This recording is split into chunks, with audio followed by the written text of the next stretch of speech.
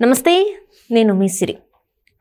జగన్మోహన్ రెడ్డి గారు అయితే చాలా ప్లాన్లు చేస్తున్నారేమో అని అనిపిస్తుంది. అందులోనే భాగంగా ఏపీలో అంటే ఆంధ్రప్రదేశ్లో రాష్ట్రపతి పాలన రావాలని చెప్పేసి ఆయన అనుకుంటున్నారని, దానికి తగ్గట్టుగానే సిచ్యువేషన్స్ని కూడా క్రియేట్ చేయడానికి ఆయన రెడీ అయినట్టు కూడా అనిపిస్తుంది.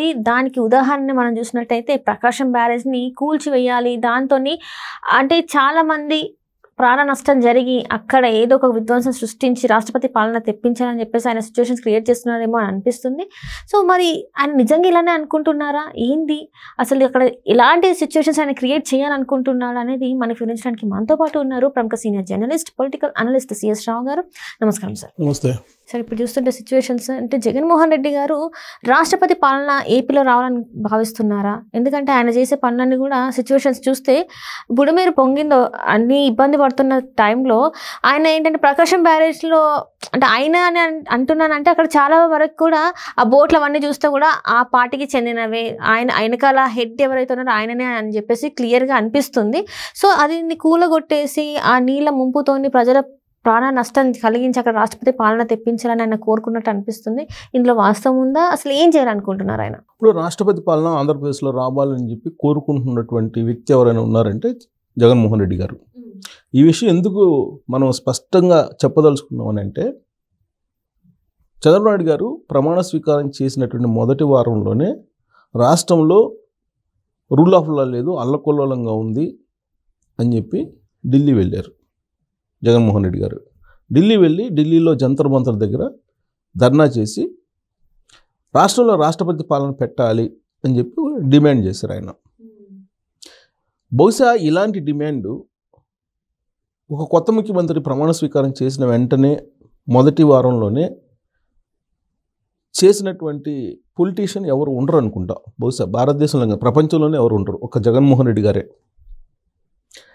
ఆయన 3 రోజుల పాటు అక్కడే ఉండి రాష్ట్రపతి పాలన కోసం ప్రయత్నం చేయాలి అని చెప్పి ప్లాన్ చేసుకుని షెడ్యూల్ చేసుకొని వెళ్ళారు. అప్పట్లో వెళ్ళి అదే రోజు తిరిగి వచ్చారు. ఎందుకు వచ్చారు అని అంటే, పెద్దోళ్ళు చెప్తారు చూడండి, నవ్వి పోదురు కాక అని. అలా ఈయన చేసినటువంటి డిమాండ్కి అక్కడ జాతీయ స్థాయిలో ఉండేటువంటి నేతలు, జాతీయ స్థాయిలో ఉండేటువంటి పార్టీలు నవ్వుకున్నాయి. ఎవరైనా ప్రభుత్వం మారిన తర్వాత ఒక వారం రోజులకే రాష్ట్రపతి పాలన పెట్టాలని చెప్పి కోరుకుంటారు. పోనీ కోరుకున్నారు. అంత ఉపద్రవం ఏమైనా సంభవించిందా ఆంధ్రప్రదేశ్లో?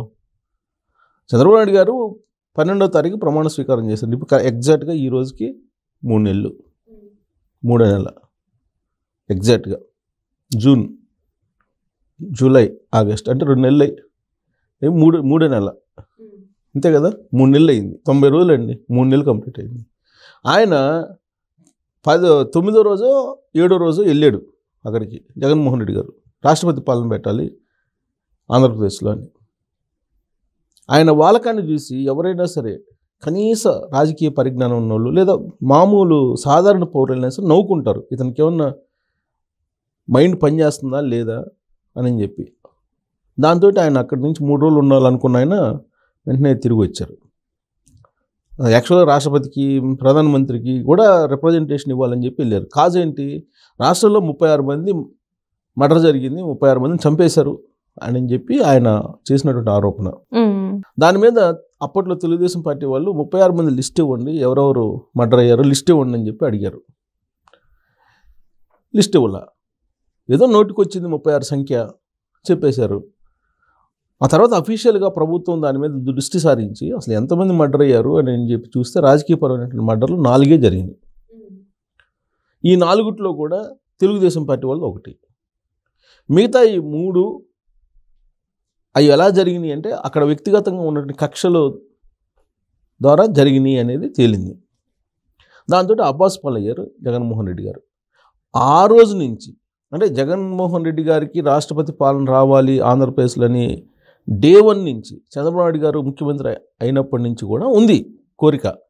రాష్ట్రపతి పాలన రావాలంటే రాష్ట్రంలో అల్లకొల్లోలం జరగాలి, అంతే కదా. ఇప్పుడు ఎప్పుడైతే పరిపాలన చేయి దాటిపోతుందో, అల్లకొల్లోలం సృష్టించబడుతుందో, ఎప్పుడైతే రాజ్యాంగ విరుద్ధమైన విధంగా రాష్ట్రంలో అల్లర్లు లేగుతాయో అప్పుడే రాష్ట్రపతి పాలన వస్తుంది. రాష్ట్రపతి పాలన ఇంప్లిమెంట్ చేయాలంటే అల్లకొల్లోలం జరగాలి. ఈ అల్లకొల్లోలం జరగాలని చెప్పి ఆయన కోరుకుంటూ ఆ విధమైన డిమాండ్ చేశారా అనేది అప్పట్లో ఆయన మీద తెలుగుదేశం పార్టీ వాళ్ళు అనుమానం వ్యక్తం చేశారు. ఆ తర్వాత జరిగినటువంటి సంఘటనలు కూడా ఆయన ఏదో స్లీపర్ సెల్స్ని పెట్టించి ఆంధ్రప్రదేశ్లో అక్కడక్కడ కొంత అల్లకొల్లను సృష్టిస్తున్నారు అనేది ఒక ఇన్ఫర్మేషను ఇంటెలిజెన్స్ ద్వారా ఇప్పుడున్నటువంటి ప్రభుత్వం అందుకుంది. దానికి సహకారం ఎవరు అందిస్తున్నారంటే జగన్మోహన్ రెడ్డికి సొంత మనుషుల్లాగా వ్యవహరించేటువంటి కొంతమంది ఐపీఎస్లు వ్యవహరిస్తున్నారు, ఐఏఎస్లు వ్యవహరిస్తున్నారు అనేది కూడా వాళ్ళు అనుమానిస్తున్నారు ప్రభుత్వంలో ఉండేటువంటి పెద్దలు. ఆ క్రమంలోనే ఎవరిని ఎక్కడ పెట్టాలో అక్కడ పెడుతూ వస్తున్నారు. ఆల్ ఆఫ్ సడన్గా ప్రకృతి విపత్తు సంభవించింది. ఈ ప్రకృతి విపత్తులో బుడమేరు పొంగింది. బుడమేరు పొంగినటువంటి సందర్భంగా విజయవాడ మునిగిపోయింది. జనరల్గా ఆ సమయంలో ఏం చేయాలి? విపత్తులో ఉన్నటువంటి వాళ్ళని రక్షించేటువంటి ప్రయత్నం చేయాలి నాయకుడు అనే అతను, ఎవరైనా సరే, ఏ నాయకుడైనా. తద్విరుద్ధంగా జగన్మోహన్ రెడ్డి గారు ప్రకాశం బ్యారేజీని కూల్చేయాలి అనేటువంటి ప్రయత్నం చేయించారు, అలాంటి ప్లాన్ చేశారు అనేది తెలుగుదేశం పార్టీ వాళ్ళ దగ్గర ఉన్నటువంటి సమాచారం.